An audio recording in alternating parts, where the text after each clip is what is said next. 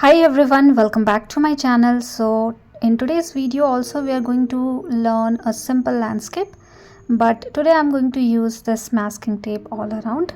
So it is optional, you can do it with 300 GSM watercolor sheet without masking tape also, but you will get a nice frame when you have a rough landscape with you.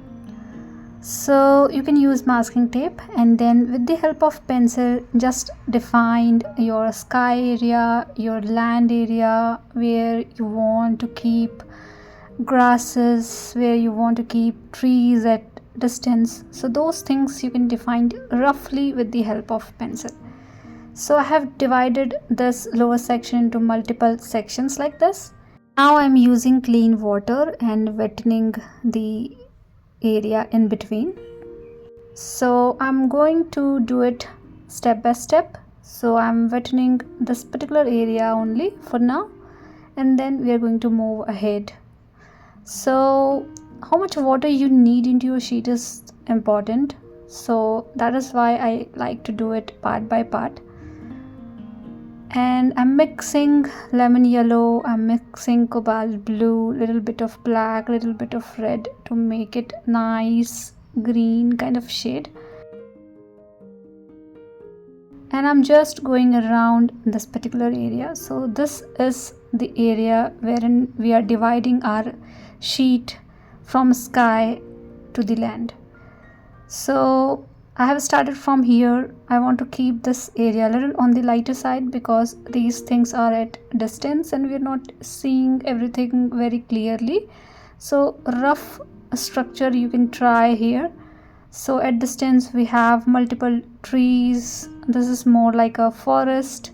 So we are seeing a part of forest from the closer part, and rest of the things are at distance. You can assume something like this. I'm not using any reference photos, I'm doing it as per my imagination, but you can try some reference photo from the Google or anywhere else, and then you can try something like this. So if the things are at distance, you can keep things on the lighter side, and the rough structure is totally fine. And then I'm adding little bit of blue color in between. So basically when we are creating something like this, different shades of green and blue is something important. So try creating something like this.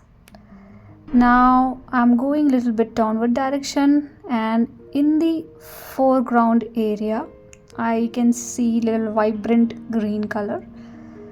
So you can have little vibrant green color in this particular portion, and you will start seeing a landscape, right? I am keeping the middle area a little lighter, so I am lifting little bit of color from that particular area. You can assume this as a pathway kind of structure, but not very visible pathway. It is roughly we are creating. Now just add more depth into your painting, because see, this is totally fine, but we need more color, more texture and more pattern around this particular landscape, right? So I will keep adding different shades of blue, green kind of color in this particular landscape.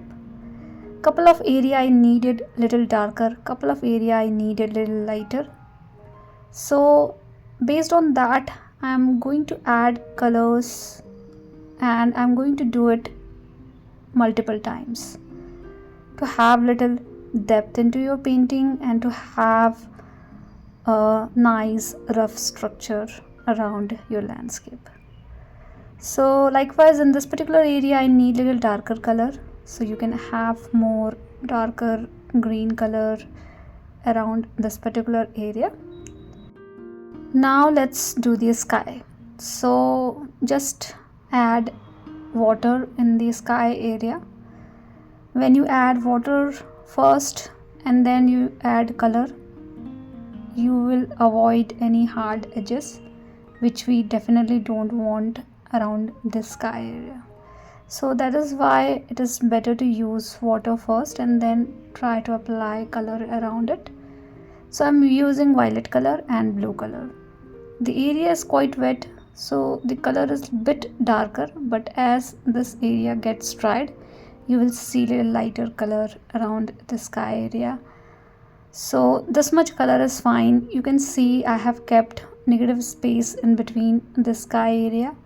So white area is also something needed, so that is why I have roughly created the sky, applied violet color around it, and then a little bit of blue in between.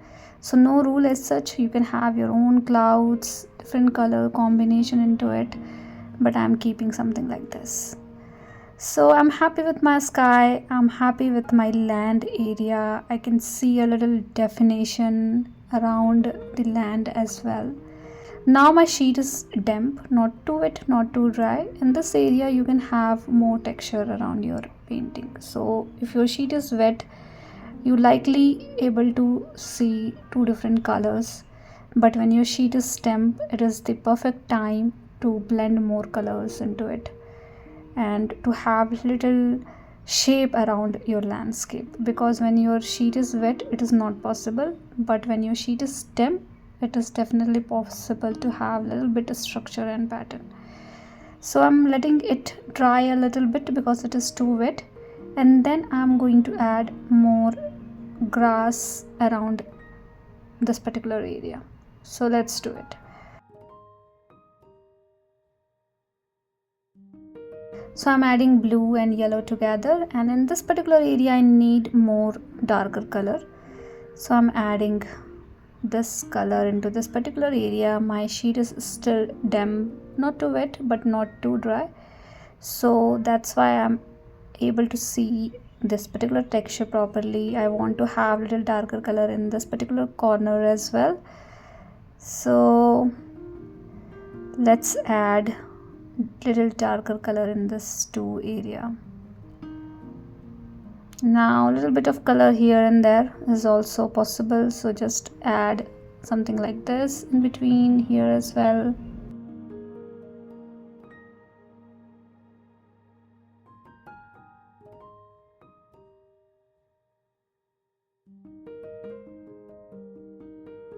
Now we can see little more definition around the land area, right? Now I am adding little bit of blue in this particular area, and I just don't want any hard edges, so just blend this area with the help of damp brush to avoid any hard edges.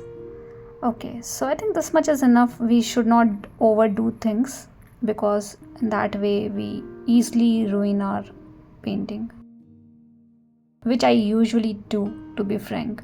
So I have to remind myself again and again, don't overdo it, don't overdo it. So you can also think about it and don't overdo. Now with the help of red color, I'm just trying to create some flowers in here. I just want to do it roughly, so that's why I'm sprinkling color here. You can use a rough sheet so that you are not going to get any color in wrong area, and just sprinkle red color. You can also sprinkle some different kind of colors, other colors as well. So I'm also sprinkling a little bit of white in here. You can have a nice rough texture in this particular area, having a little bit of flowers in here, and something like this you will get.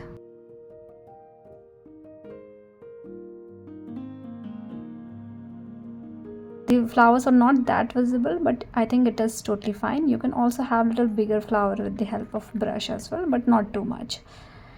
Now with the help of little darker and concentrated green color, you can have little bit of stems for the flowers.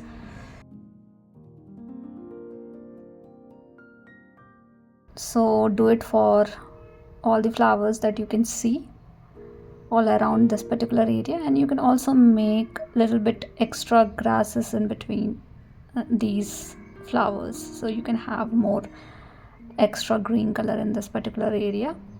And the sheet is also quite dry, so you can have more darker color around it. So I think this much is enough. Now we can have a vertical element, which I feel we should always have to elevate your landscape better. So I'm going to add one tree, but before that let's create a couple of birds here, which is at distance, so you can roughly create these birds in a group.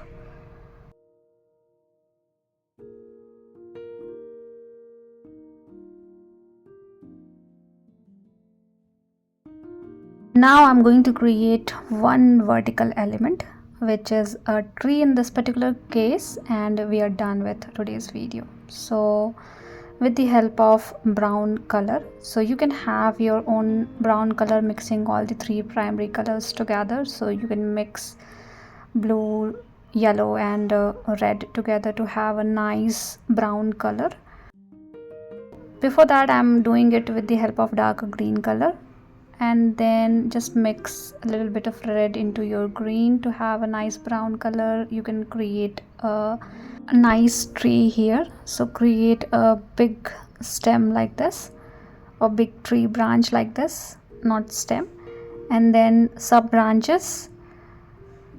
You can have crisscross between these branches to make it more realistic. And then we are going to paint tree branches with more green element into it. So in the first layer I'm using lighter green color, and I'm just going around my sub branches, roughly creating it like this. And then with the help of darker green color, so you can add more green or more blue into it to make it a little darker, and just go in between this particular area wherein we have painted the lighter shade. So you don't have to hide the lighter part, because we should be able to see both the shades of color. And we are done with the tree as well. It's a simple tree. Then you can have more foliages around the tree area which is not that visible, and then you can blend everything at the base of the tree, and we are done with today's video. Slowly remove your masking tape, slowly and gradually, and hope this video is helpful for you guys. And please do let me know if you have any feedback for me, and thank you so much for watching.